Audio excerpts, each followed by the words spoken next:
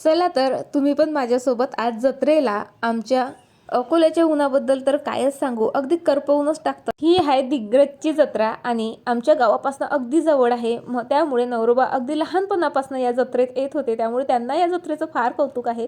सोपीनाथ महाराजांचं इथं सुंदर असं मंदिर आहे आणि त्याच्याच परिसरात जे आहे ही जत्रा भरत असते। अगदी 7 दिवसापासून लोक इथं पालं ठोकून राहतात आणि इथं असं मानलं जातं की या दोरीखालनं 5 प्रदक्षिणा घातल्या की आपण रोगराईपासून दूर राहतो।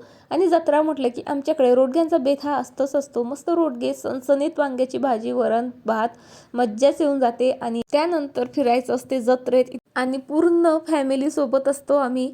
त्यानंतर मोठे मोठे झोपाळे खायचे, वेगवेगळे पदार्थ आणि असा आगाऊपणा करत जे आहे आम्ही पूर्ण जत्रेत फिरलो। बघा ना, या धावपळीच्या जगात आपण जगणंच विसरून जातो, त्यामुळे मस्त असं जत्रेत यायचं, मनसोक्त हुंदडायचं, फिरायचं, खायचं प्यायचं, आरडाओरड करायची, मनसोक्त मजा करायची। चला, तुम्ही लास्ट टाइम कधी जत्रेत आले ते नक्की कमेंट करून